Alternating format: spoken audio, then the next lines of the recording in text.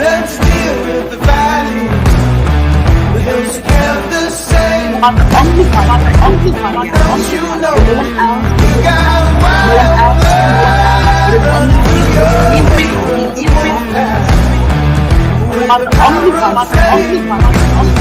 your past. Don't you know you got wild blood running through your wild blood. And welcome to Genesis Speaks.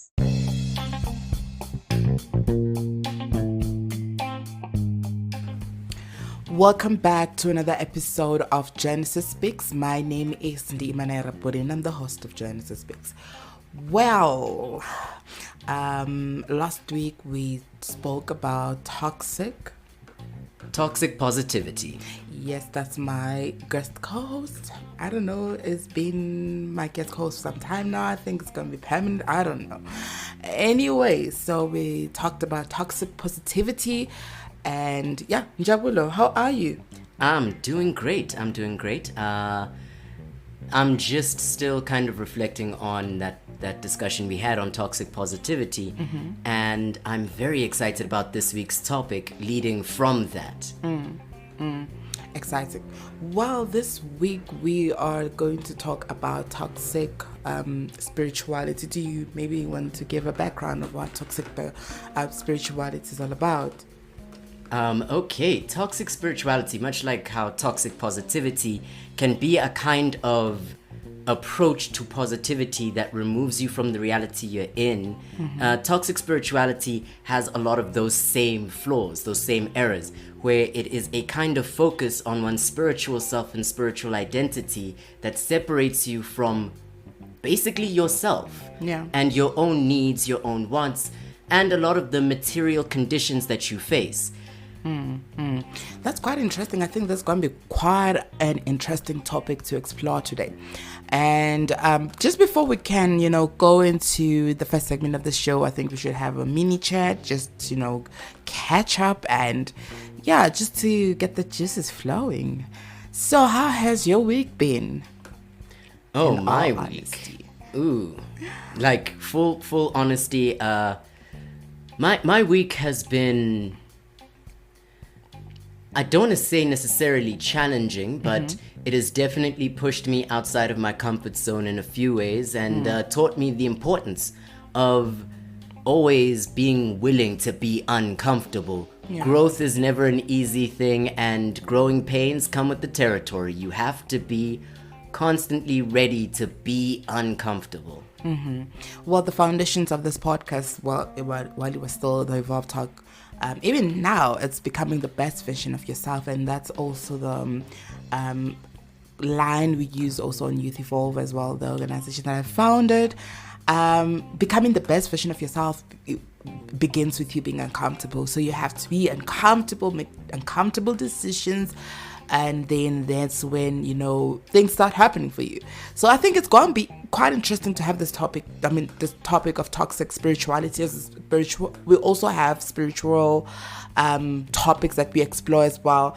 In the past, I did explore with you manifestation and how that works, which is all good. But now we're going to tackle how that can be actually very, very toxic if not used the right way. So I truly believe that spirituality grounds us, and it helps us to sort of be in a more, how to put it, we get discipline through spirituality, and it sort of balances everything for us as well, like having something to believe in, for an example. Not saying that if you're an atheist, it's a problem. If that works for you, then good, because you do what works for you, really. That's what we're all about at Genesis Speaks. You do what works for you. If it doesn't work for you, then why try it? I would like to just add to that real quick. For those who are like atheists, I would like to make it clear that atheism is in itself its own spiritual identity. Exactly. Yes, even if you don't necessarily believe in a soul or a spirit to begin with, there is still a guiding principle to what atheism is. And from what I understand, that guiding principle being cause and effect and evidence-based, and that I can fully respect. That is its own spiritual identity. So when we talk about spirituality here on this episode, I do want it to be clear that you aren't actually excluded from this. There is a lot to be said for how even the atheistic approach to spirituality can sometimes in itself be toxic. Well, you just explained your week with us as well, so I think it's best fit that I also tell you guys about my week. Well, yeah, it's been a challenging week, I can say that, but nothing biggie. Nothing biggie really. But it's all about the growth. I'm more optimistic as well to challenges, because I believe the challenges really build us, not necessarily saying that, oh my gosh, because you're having a challenge that means that it's prepared. Okay, well, there are certain, I feel that we're going to touch on some of those things of like, oh, because that's my belief. Again, I'm not imposing this belief to anyone that is listening, but I truly just have a thing of like, oh, because you're like going through the most, then that's preparing you for something. But for me, it's a more of the approach of like, what do I learn in the situation? What, not necessarily looking at that it's preparing me for a certain big thing that is coming. Yes, that is a thought that will help you manage or help you cope, but sometimes there's nothing that you've been prepared for, but you have something to learn from whatever that you are going through. That's just my take. What do you think? That is definitely true. I know that when it comes down to spirituality, a lot of us seem to believe that we are being set down a path designed for us, that there is this force that has created this divine plan just for us. And so this specific challenge that you're going through in your life was made to help set you up for who you're supposed to be. And honestly, sometimes life just kicks you in the teeth. Sometimes it's just like life happens. It really does just happen. That's life. And there's the opportunity still, even then, to grow, to learn, to develop, to become a better person. There is still that opportunity there, even in those instances of life just randomly kicking you in the teeth. It happens, guys. It really does. Not everything has to have a divine purpose. Definitely. I truly share the same sentiments with what you just said. So let's go to the first segment of the show, which is reflections. You are still listening to Genesis Speaks. Catch you after the break. Charles, some of my people want to know how to start their podcast.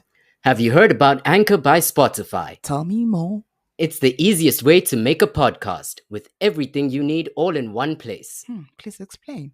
Anchor has tools that allow you to record and edit your podcast right from your phone or computer. When hosting on Anchor, you can distribute your podcast on listening platforms like Spotify, Apple Podcast, and more. It's everything you need to make a podcast in one place. And best of all, Anchor is totally free. And you're still listening to Genesis Speaks.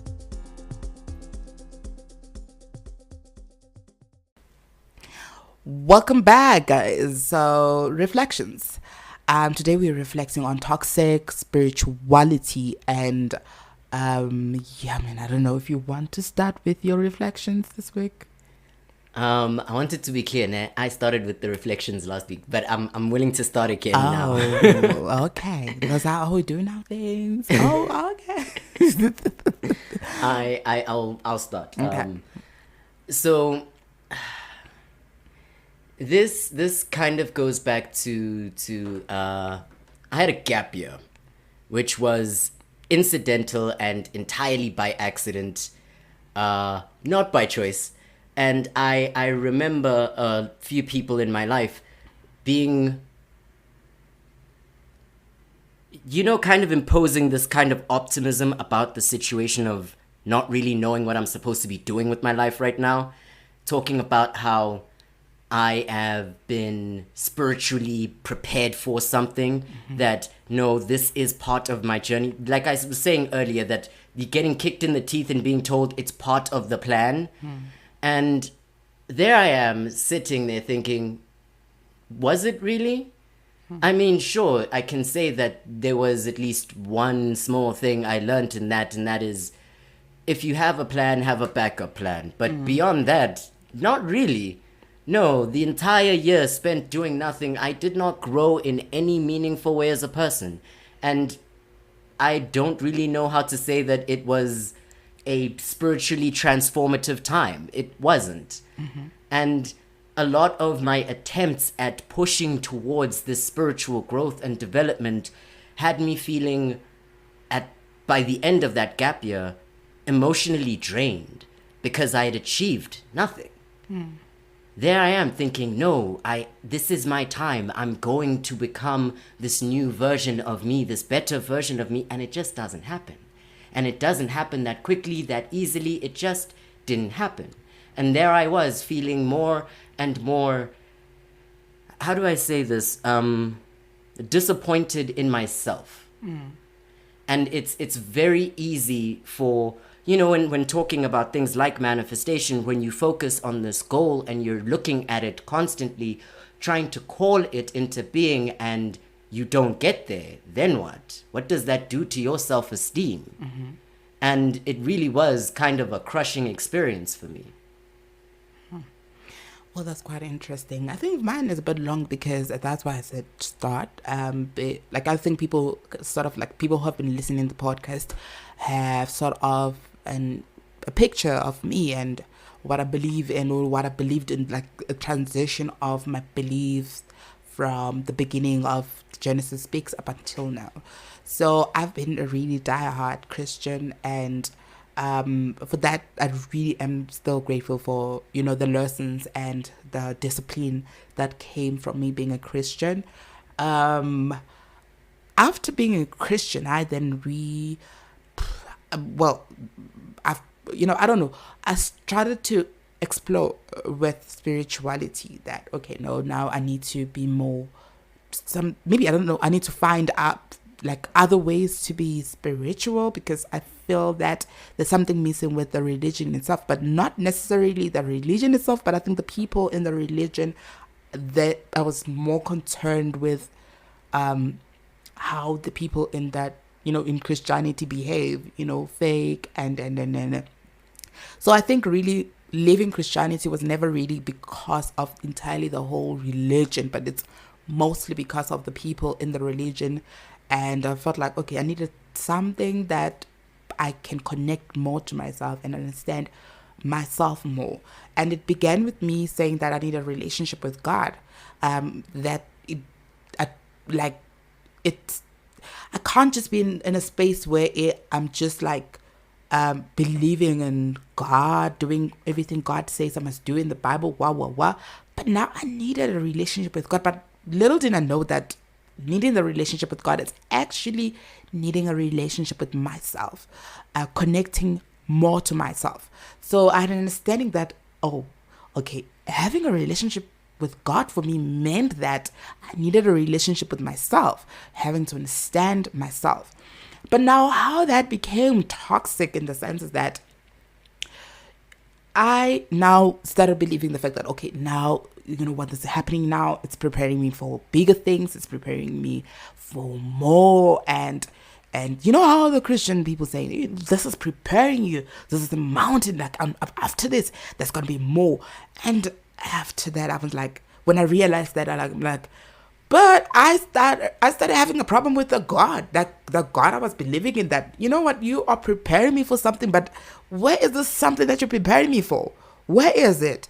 I'm starting to get worried because now the going up, the ups a bit more than, the levels where I'm actually fine. So I'm like, okay, cool. I'm not understanding with what way this is going, because apparently I'm being prepared for more. Apparently it's that things are going to get better, but when are they going to get better? And that frustrated me, and that made me realize as well, maybe I can just try to see other alternatives. Like, then I discovered manifestations, and also realized how manifestations can be very, very toxic, and your chakra situations, and I realized that that could be very toxic. Seeing people around me that were chakra people, like I'm a chakra han, wah. I saw how they behave as well, in the sense that they blame everything and how they behave to energy. And one time I was with a particular person, and this person was like, because now I'm now into this whole thing of manifestation, and nothing wrong with it, I'm still there, but like I'm gonna go on how toxic it can become. So now I'm chilling with this person who evidently probably is, also like believes in frequencies and energy and all that, and we whatever. So after that, I'm speaking to this person. Oh, okay, when are we meeting again? What? This person's like, no, I just feel like energies, your frequency, and for me, it's like, sometimes you're going to, what is it? You're going to hide, your toxic behaviors and call it spirituality. So if now I'm going to be toxic on a person, I'm like, oh no, I did it because your energy and frequency and the time and point in time, whatever, when we were interacting was low. That was my self-defense too, because your energy was not working. It's just a justification. It's an excuse made after the fact. So it sounds to me like this person just didn't want to be in your life, and now they're just using spirituality as an excuse to cut you out. Toxic. That's just lying to you and making it sound like you're the problem. That, I'm not gonna lie, that's the definition of gaslighting right there. Exactly. Because if then you don't want to be part of someone's life, just tell them that you don't want to be part of someone's life, because now you're telling me my energy is low. I believe in spirituality as well, so now I'm trying to question myself. Oh, my energies are low. How? So I think that I just had to go through with you guys from the history of me being a Christian and getting into spirituality, and how that I think for me it's mostly how I've interacted with people that believe in spirituality, and I realize how they can be toxic, and they justify the toxicity with my energy, my frequency, what and so ever. Guys, we know about energy. I know about energies, I know about frequencies, but there is no need to gaslight someone, because now that is gonna make me think twice about myself is they be like, okay, what's wrong with me? What's wrong with my energy? What's wrong with my frequency? What's happening? If then there's something wrong with my energy, you know exactly what's wrong, and you are able to tell me if that is the issue. I feel that if I'm going to tell you that, okay, no, your energy is not in the right place, I will explain to you that I feel that your energy is not in the right place because of this and this and this and this and this. But just telling someone, oh, your frequency is low, but you don't actually have a substantial explanation of why you're saying that person's energy is low. And that for me is more of an excuse or more of a justification. And I don't know. I think if I'm going to tell you that your energy is low, I think I've done that with you as well. Yeah. I tell you why I think that your energy is low. Yeah. And lack of focus, I tell you why I believe that you have a lack of focus. Not just saying your energy is low. What do you make out of that? If I say your frequency is low, what do you make out of that? Honestly, because I'm not an entirely spiritually centered person, if you were to tell me that my energy is low and just leave it at that, I would ignore it. I'm not gonna lie, because that means nothing to me. I'm sorry. As a statement, I don't know what I'm supposed to do with that information. It would just be okay, I'm not sure what that means. If you're not gonna explain it to me, then I don't know what I'm supposed to do with that. Yeah. Though I can imagine that in the case of someone who is more spiritually centered, who does understand what having a low frequency means and what that might affect in their lives, telling them that they have a low frequency without giving them an explanation for why you're saying that, why you think that, would end up leaving them with just a sense of confusion, with a kind of lowered self-esteem. That's literally the most you can achieve, is lowering someone's self-esteem, and best case scenario, they just ignore you. I don't know what else to say. Like, worst case, you've hurt someone painfully so, and they take it personally, or they just gonna ignore you. True. Well, guys, like, for me, I always say this to people that, guys, you can't hide your toxicity under something. Most of the time I speak about mental health, that you can't hide your toxicity with mental health and all that. But many other people hide toxicity behind spirituality. Not only just the spirituality of manifestations, but also in the Christian religion, as I've also been in the space. Many people can be very toxic and very judgmental, but then they hide that to like, oh, but like, the Bible is saying this and this and this and this. No, like, you know what I'm saying? Like, they can be transphobic, they can be homophobic, they can be whatever, and they can justify that with their religion or their spirituality, that, yeah, but because, the Bible says this and this and this. I'll only speak of Christianity because that is what I understand, or that's what I've been to. I don't know about Muslim and Islam or like Jewish or any other religion, because I've not been in that space. So only that, I will only speak of something that I know, because this is reflections anyway. So with the Christians, people can just be toxic in the sense. I remember having a conversation with someone close, and that person was really condemning me in the sense, and they're like, but the Bible says that. But it's get confusing, because the same Bible will say there's no condemnation for those who are in Christ, but the people that are in Christ are also very condemning in the way. Because if also you're going to go, for me who has been to church, if you're going to go to church, and I'm guessing that people who have been to church would understand this. If you go to church wearing somehow, they'll be looking at you somehow. But the same Bible will say that come as you are. So if a prostitute or someone else is wearing the way they're wearing, going to church, they will look at you in a type of way, like you dirty.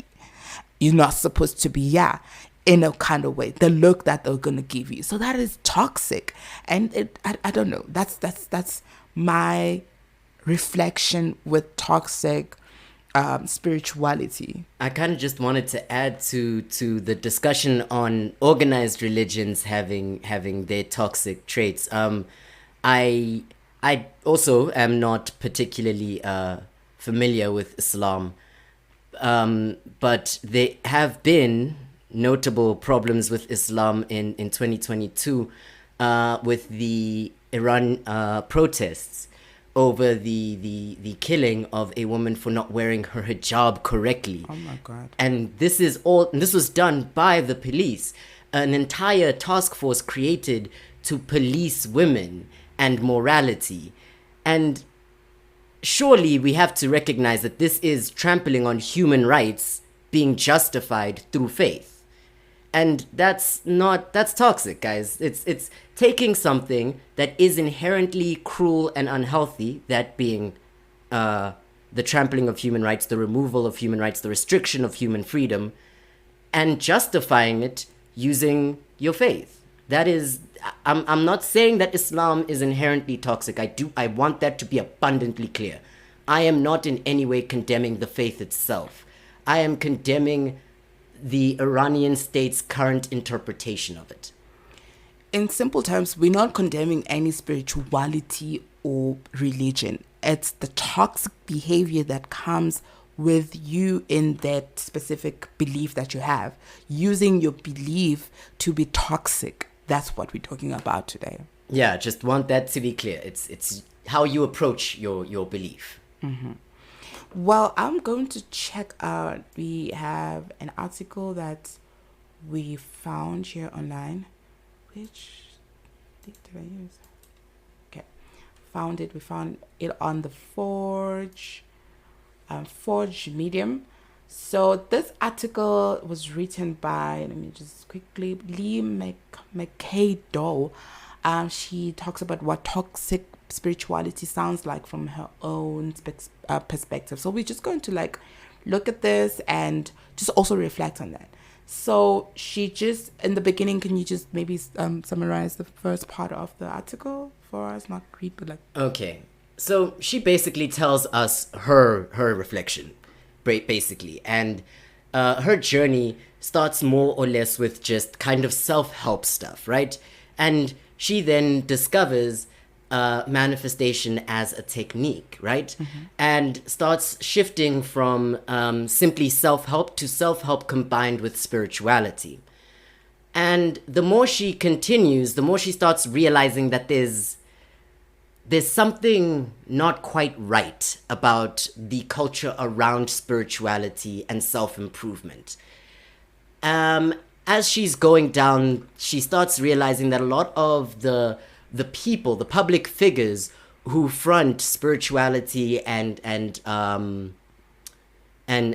self-help are in effect working like brands.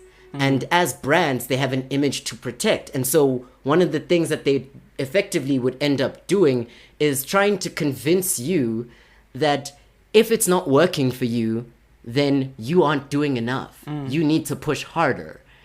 And that kind of makes it sound like, oh, you are the only person responsible for everything that happens around you. Now, that's not true and that's not helpful.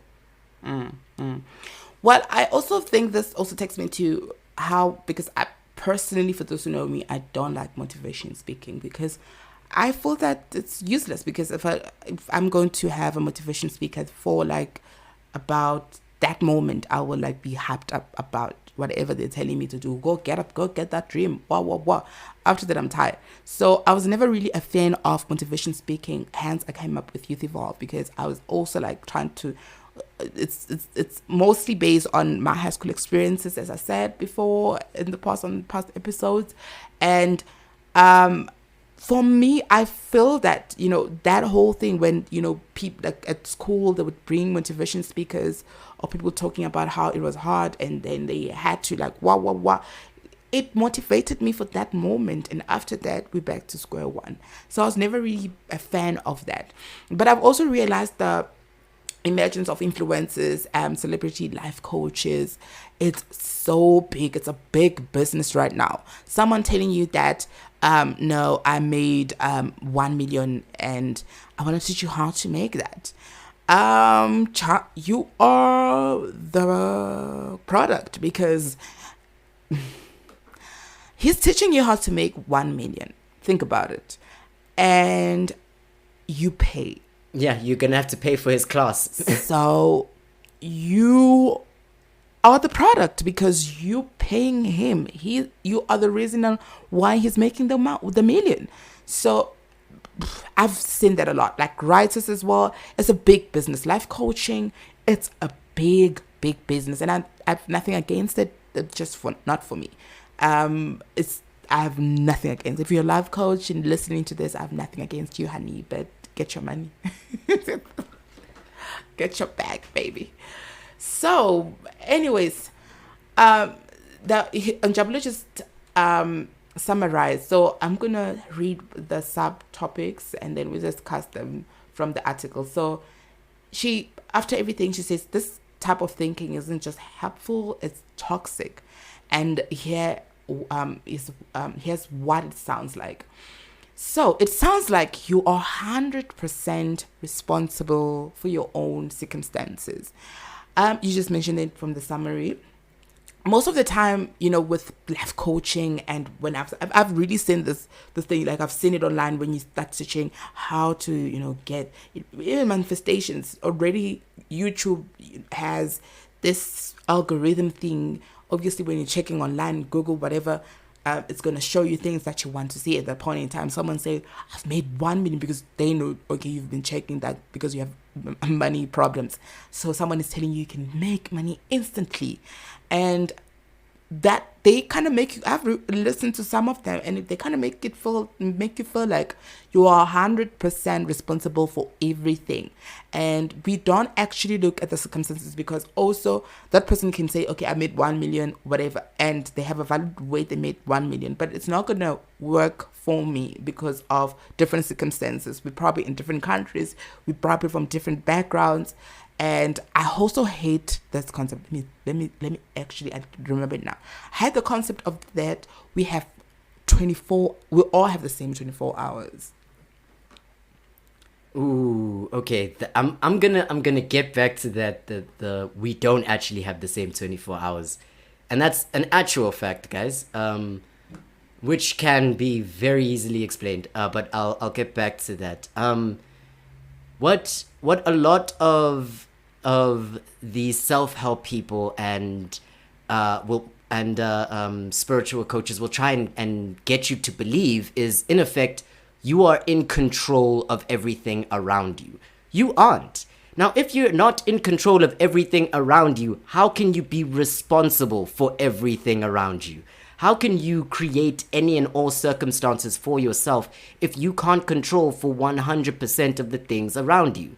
You could cross the street at a nice, the light is green for you. You could be crossing the street and get hit by a car. You didn't do anything wrong. You were not in control. That car ran a red light and it hit you.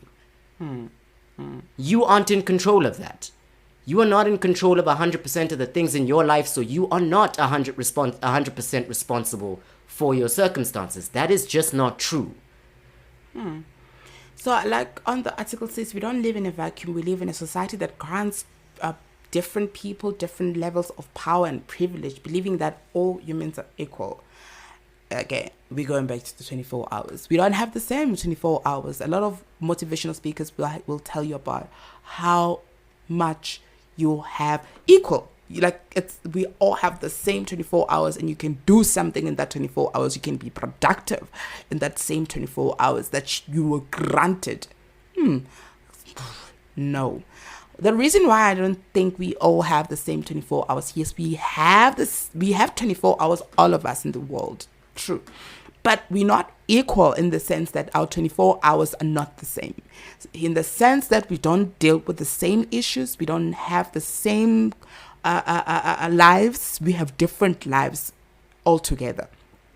In my 24 hours, I could be able to do as much because I have this much resources. I have internet and I have a roof to lie under. I have food. I have this and that and that. But another person could still have the same 24 hours, but they don't have a roof to sleep. Like, they don't have a house. There's like sleeping in the streets. They do not have internet. And they don't have the resources. So are you now saying that the person who is in the streets and myself who has a place that I'm sleeping under, we are the same? That is basically saying that we are the same, and the person in the streets can do something to work harder to get to where I am.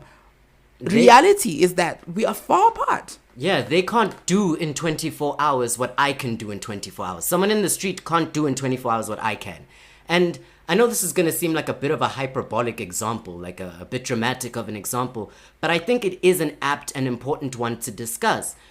We are able-bodied people in a society that's built for able-bodied people.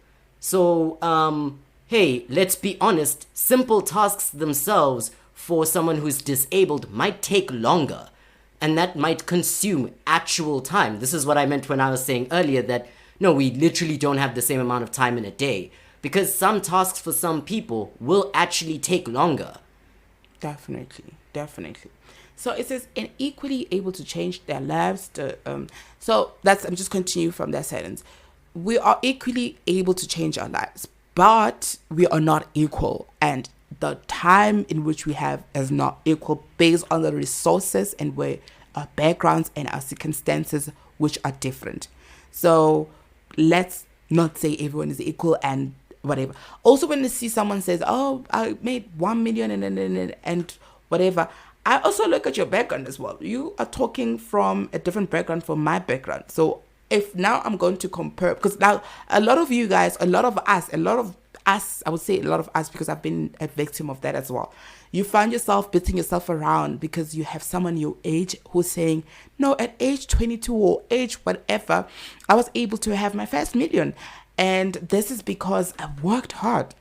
I did this and this and this. Yes, you worked hard, but there is levels to this. There is an amount of level of working hard that you do when you have certain resources. Another person will have to work maybe triple harder to get the same resources. So also, if we are going to gauge that and say, okay, no, this person is 22 and you're also 22, but they saying, oh, they worked harder to get 1 million. What about you? Where are you in life? You'd start to feel that you're not doing anything with your life.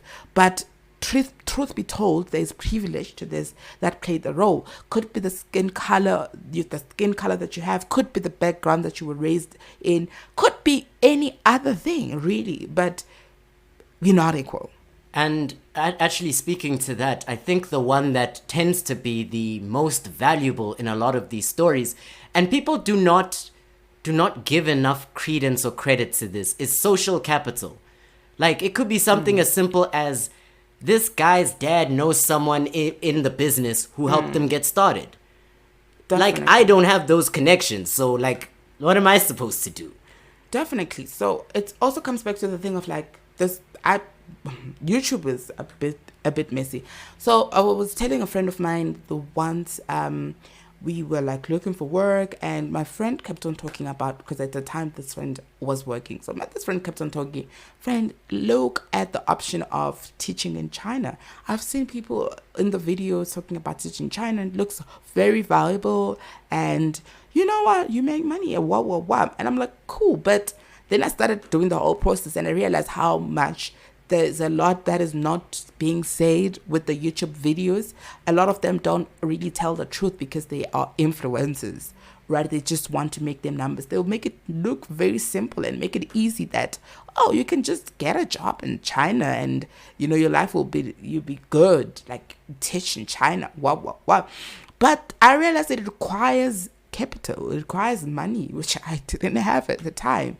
And when I explained to this friend, the friend didn't understand until the friend became unemployed and was looking actively at that option and realized, oh shit, the things people say on YouTube about how they, you know, make this money on online teaching and all that, a bit impractical, because mostly for those who are able to go teach in China because you had the money to actually buy the tickets, you had the money for the first month in China, and you're thinking now, okay, I don't have that money to actually do all the process, get the passports, get the visa, get the examination. I don't have all that. But it's something on YouTube that influencers won't tell you. They'll just let you know, like, oh, it's like my life is good, I was unemployed, but now things are good. But then people don't tell you about the process of how they get exactly how they got where they are. And that is why I actually hated motivation speaking in high school, because people will tell you, I was studying so hard and it was so hard, like I was using a candle. Oh, child.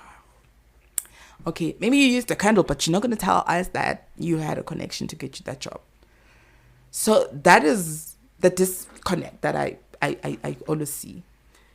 Yeah, it goes back to the whole, you're not actually in control, guys. Okay, you are in control. You're in control of your decisions, your choices, your actions. You are in control of those things. But the fact of the matter is, you are not in control of every single thing around you. You aren't. It says you are, like, this, the whole mentality makes it sounds like you are 100% responsible for your own circumstances. And you are not 100% responsible for your circumstances. No, you're not. A certain level you are, like, everyone is responsible for their own life, their decisions, as you said, their choices and their own destiny. It's all in your hands, but you need to realize the circumstances are different. Hence, my point is, don't compare yourself to another person. Even though you are the same age, doesn't mean anything. Our circumstances are different. The second one of how it sounds like the ego is an enemy that needs to be eliminated.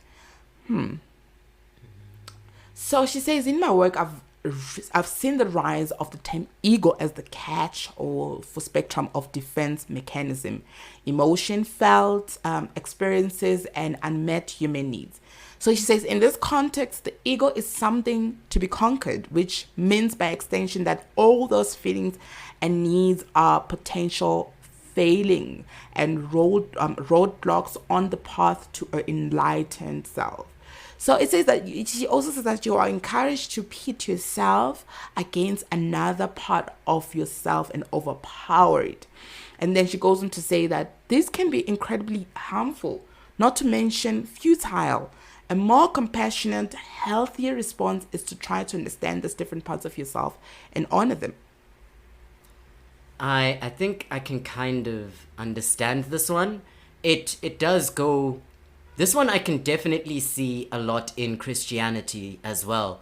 Funnily enough, that the idea that your own personal needs or wants, if they fall outside of, now I'm still speaking strictly to Christianity, if they fall outside of what is supposedly what God wants for you, then that is vice, that is sin. You are now losing sight of God. And it's not necessarily true, or at least I would hate to believe that that's true, that I'm somehow betraying God by not doing things or by not wanting things exactly as they're stated in the book. It's okay to have desires. It's okay to have wants and needs. And yes, some of them you should hopefully not always indulge. But there are some it's perfectly safe and fine for you to at least explore. Well, I think in this context, she's talking about how ego is, like, mostly they say that, you know, your ego is a problem and you need to conquer your ego. That is true, you need to. But in the context, she's also saying that you need to embrace different parts of yourself and honor them. Not saying that when you embrace different parts of yourself, it's also a permission for you to, how do I put it? It's not a permission for you to blame them that, oh no, but I'm a very impatient person, and then it's something that you can work on, but it's also still part of you in a way.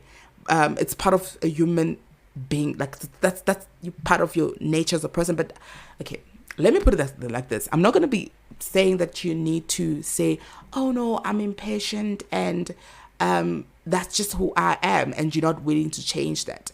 But look at ego as something that you want to conquer, but not entirely taking out the part wherein you need to feel a certain way. You need to feel a certain way, and you need to embrace that feeling, that you're feeling a certain way. You need to be angry as a person because you're a human being as well, and you need to embrace being angry for some reason, because now that if you're not going to feel and embrace that feeling, if you're feeling frustrated, that is just a way in which you need to go about when you feel a certain way. Then if you're feeling angry, know that this is how I control myself. This is how I just, like, maybe go have in my room and just be angry alone and speak to myself. That's maybe how I cope with things. Like, I just go there and just deal with my things in my own space, rather than showing all those things to other people and now blaming that, oh, but this is part of me, this is who I am. Not really. I don't know, this is just my understanding. That sounds really good.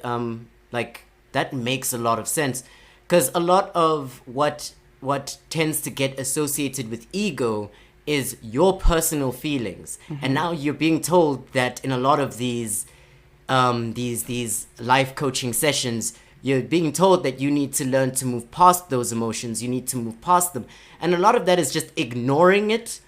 And that kind of goes back to something that we said on toxic positivity, that positivity doesn't allow you to address negative emotions. And when you don't do that, like we had said in toxic positivity, those negative emotions can manifest in other places in very unhealthy ways. So now here you are on the spiritual journey, being told you need to ignore your own personal emotions. And now all you're doing is you're pushing it down and creating more and more pressure on yourself emotionally. And it's going to all come tumbling down at some point. One of the things that I saw here is defense mechanisms. And that one feels strangely dangerous for a lot of people, because if you disagree with someone, you should feel comfortable disagreeing with them. I mean, when discussing your spiritual journey, being like, okay, but you're wrong.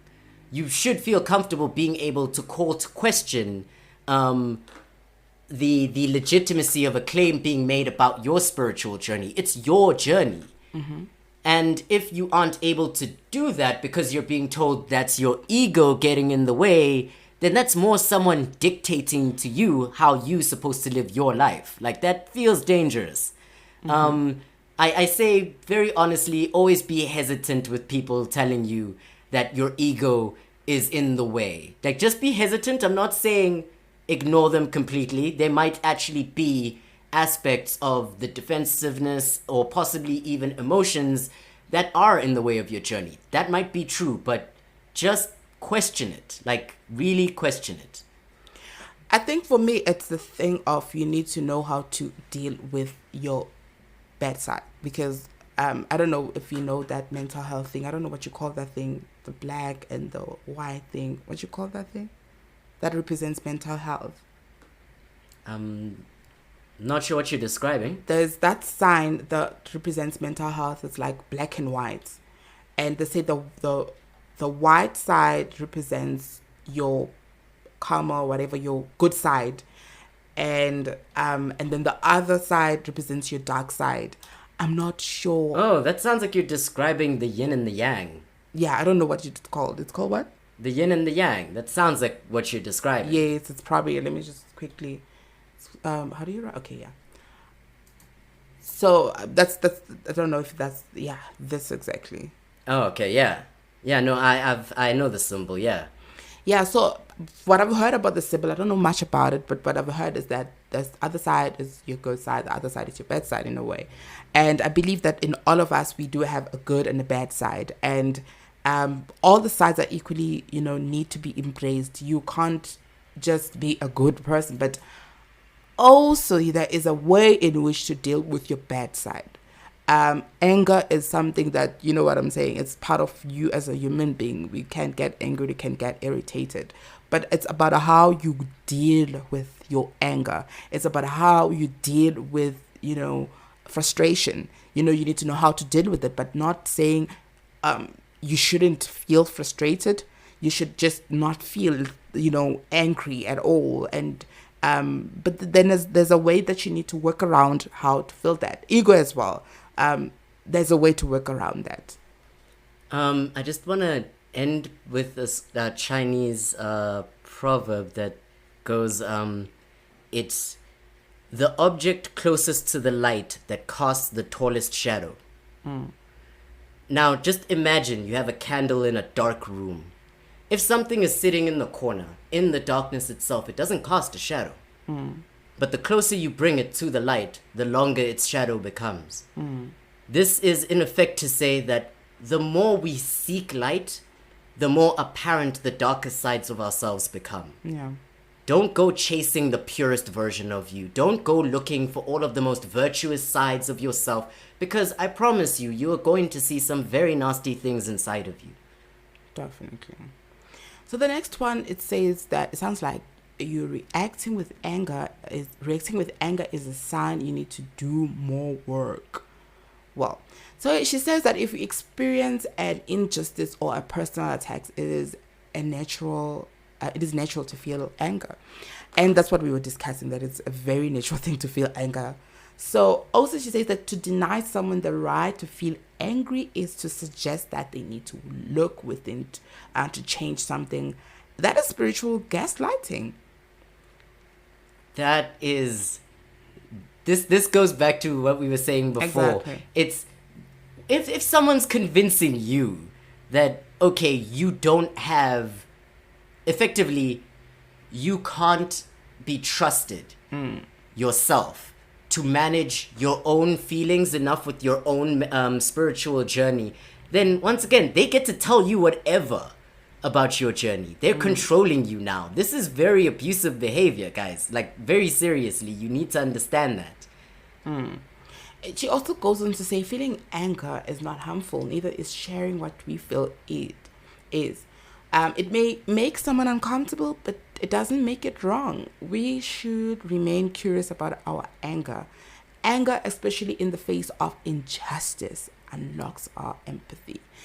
I think I relate to this part when she says we should remain curious about our anger, especially in face of injustice, unlocks our empathy. I think I've had a conversation with you one time when I was explaining when I get really angry and when I act out, and it's mostly in an injustice situation. And mostly that would be if a male counterpart is being very disrespectful, then, my anger of that injustice will really show. And to be honest, I embrace that anger because mostly it's not just because I'm just going to get angry for the sake of getting angry. Then if I'm angry because there's something wrong, and I will share and I will make it known that I don't like how you make me feel, and that made me angry. Now, for the people out there who are more mental health focused here, this is in no way saying that you should just embrace all of the anger you feel whenever you feel it. No. Obviously, you need to control your temper. There are ways of managing and reacting to anger. But you are allowed to be angry. Never let anyone tell you you're not allowed to be angry. Exactly. There are ways to manage your temper. There are ways to manage it. I think for me, it's a thing of like, I put that this situation, this is a situation really needs me to actually, well, I'm angry, but do I really need to show that I'm angry, or do I really need to actually entertain this? So that's how I've always tried to manage that. That is there something I should fight? Is there the injustice I should fight? Because sometimes it's just useless for me to be fighting something, and you're like, oh, but this is so pointless. Let me just minimize it. So the next one, it says it sounds like the whole thing. It sounds like meditation is a purely beneficial experience. Now, I mean, I've had only positive experiences with meditation. I'm not going to lie. Though from what I have experienced of meditation, I can definitely say that the reason why I've had purely beneficial experiences with meditation is because what I'm meditating on, first and foremost, tends to be very clear to me. And it is always from a kind of optimistic place, a place of calm. And it says here that this might not always be a good thing for some people. In some cases can cause distress. For example, asking someone who's experienced trauma to pay close, sustained attention to their internal experience may thrust them into emotional arousal and flashbacks. Now, this I can understand. If you ask someone to meditate on, say, maybe they saw a loved one die in front of them, and you ask them to meditate on that, now they're sitting there for this 30-minute session, reliving that feeling. That's just, I'm not going to say unnecessary, but depending on how close they are to that experience, it might be just more harmful than helpful. So in a nutshell, I think Lee is basically saying that it's very beneficial, but like it doesn't work for everyone. So just know that what works for you. Because also the whole spirituality thing, they make the message, they say the message that it gives a message that meditation is simply about staying with our experience in ways that you are not finding. If you're not finding benefits, you're not trying hard enough. Most of the time, like you're not trying hard enough to meditate and get that, experience. It isn't that simple, right? Staying with yourself doesn't mean you have to suffer inner torture. So that is what Lee is suggesting with meditation, that it's not really for everyone. Personally, for me, it has worked with me. Hence, in the beginning, I said that do what works for you. It's important. Don't do what many other people are saying it works for them. It could have worked for another person, but might not work for you. Okay, so the next one says it sounds like you should control your thoughts to manifest your reality. So she also says that there's no doubt that positive thinking can feel empowering. She's a great believer in visualizing goals and becoming more conscious about working towards them. I too. But she says that she wonders if we are doing ourselves a disservice when we claim that the universe delivered. Could it have it being my own great passion or hard work, I think I hear what you're saying. Totally not really fully agree with what she says because I have my own beliefs as well. But I understand what she means. And it also goes with Christianity as well. A lot of people have now been saying that, oh my gosh, you're going to be giving credit to God. But like, what if it's your hard work? You actually did all of that hard work and now you're just going to say, thank to God. Okay. But that's what people have been saying. I don't know what you feel about that as well. No, that's definitely true. Now, how I think this might end up being a bit dangerous or a bit harmful to an individual is it then separates you from the sense of achievement, because now you didn't achieve it, God achieved it for you, or the universe delivered it to you. You didn't do this, apparently. So now I think it strips you of a sense of capability or capacity, because now you're not the one who did this. As strange as it may sound, I think it contradicts with one of the earlier statements, the idea that you are 100% in control, because now you didn't do this. See, the universe delivered for you because you manifested it through the universe, not because you put in the work. Mm-hmm. So you're not in control, really. Now, are you? I think that also the danger here is two ways, really, because you can, acknowledge the universe, whatever, and then, you're also in danger of not acknowledging your capabilities and your, what you can do. But also, it can also lead to narcissistic behavior, because if now you can be praising yourself about this hard work, I worked hard for this. It can get to be a little bit dangerous in the sense, and then you can end up being a narcissist in the sense that you just feel like, okay, I've always been able to do this as well.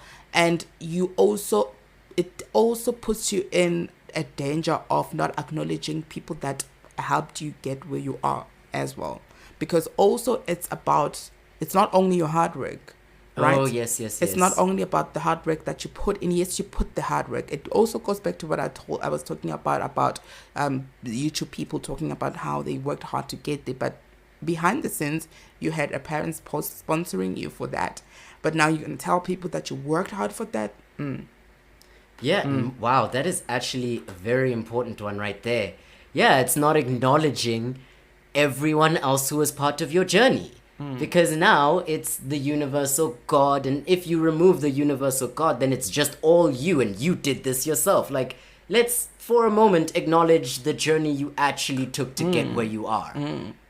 Because I think I had this kind of situation as well of, a person that, I helped with something and not really acknowledging, and the person is more of a spiritual person as well. And I don't know what they think or what they've been saying, but they could say, no, I got where I am today because I worked hard. And you're probably looking at the post, I'm like, yes, you worked hard, girl. I'm not saying you didn't work hard, but it doesn't have to actually acknowledge the people that helped with your journey as well. Couldn't be a much impact, but there are people that played a role, and you're not an island, really. There are people that are playing a role for you to get where you are. So the whole idea that people, influencers, celebrity life coaches, they make it look like it's their work. I'm not saying give credit to God only, but also give credit to the people and your actual real journey, really. Okay, the last one says it also feels like the whole thing feels like rising above your emotions is a sign of spiritual maturity. So she says that true spirituality doesn't mean controlling our internal experience. It means experiencing the world around us and having more questions than answers. So she says that for herself, it means freedom from her inner critic and outer pressures, freedom to feel what I feel, for what she feels, and to be authentic, has authentic self, and freedom to believe in something bigger without torturing herself when existing is hard. I think this is quite interesting, rising above.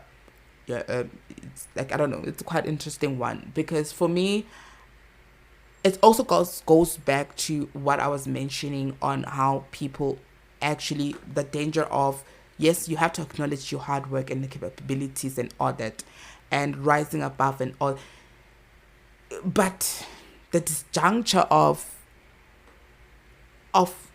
you, okay, let me cut it there, because I feel like I'm losing what I'm supposed to, because I'm trying to explain something, but I'm just like not finding the right words to pinpoint it. So just say something about how you feel about this, then I'll be thinking about it fully. Okay. Okay, so rising above your emotions is a sign of spiritual maturity. That is actually hilarious to me. I fully agree with her when she says that no, it's not about controlling your internal experience. It is about knowing how to feel all of it.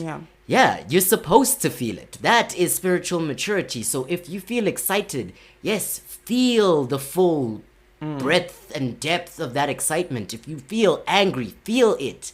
Feel everything that you feel and feel it completely, and experience the world around you in its entirety, in its complete complexity. Enjoy the world around you. Suffer through the hardships that it has to offer. Yes, feel it all. Rising above should not mean simply putting those feelings aside. Do not put them aside, and do not try to suppress them. Feel them. Feel all of it. I like about when I like the part when she speaks about freedom, that this is, freedom from inner critic and outer pressures. Sometimes most of the time criticize myself for decisions and it's not really to put myself under pressure, but it's me having a relationship with myself and understanding that, okay, I made a blunder or I made a mistake in this particular area. And it also takes out the outer pressures. Like, as much as I made wrong decisions and I'm able to criticize myself. Now, if you're going to come and say things, bullshit, whatever, that won't do anything to me. And also, I like the part where she says to feel what I feel and to be my authentic self. I'm more about being your authentic self, like embracing who you are authentically and living an authentic life that is specifically for you, not comparing yourself to obviously what other people are doing and what other people believe in. And also just the freedom to believe in something bigger. If you believe in that, if you believe in a higher power, if you believe, you have the freedom. So rising above it's quite a tricky one, because it also reminds me of people saying, you are a strong black woman, that you rise above this and this, and that you rise above that and that.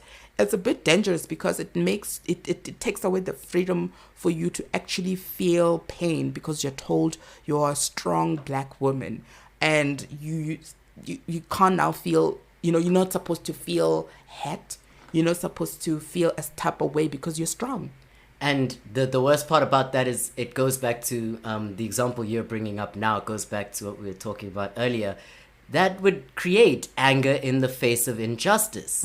And as Lee has said in her article here, which opens us up to being more empathetic people if we can find that anger in the face of that injustice. So no, please do not be okay with the notion of a strong black woman, because there you are effectively permitting the society that treats black women unjustly. You are permitting it when you use these terms and phrases. So please don't do that. No one wants that. Yeah, okay, this is it. Thank you so much for listening to the segment. Now we go into the next segment of the show, which is gratitude. Let's go to the segment. Well, welcome back to gratitude segment. In this segment, we just give gratitude to whatever, really. So I'll start this week. I am grateful to be alive. 1.1. This is just, I'm going to say this every week, because this is an everyday thing. Waking up is a flex. I'm going to tell you that. Waking up, being healthy is a flex.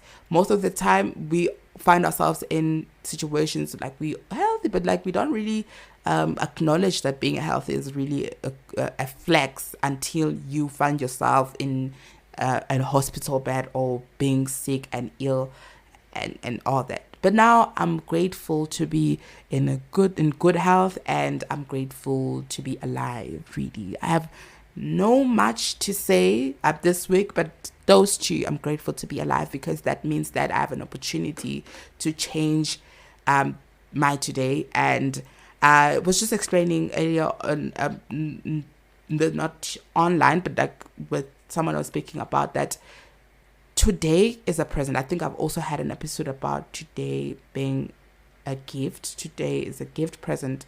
That to find myself in this moment now, it gives me an opportunity to actually experience the past and the future at the same time. Now it's just a blessing for me. So I'm grateful for that. What am I grateful for this week?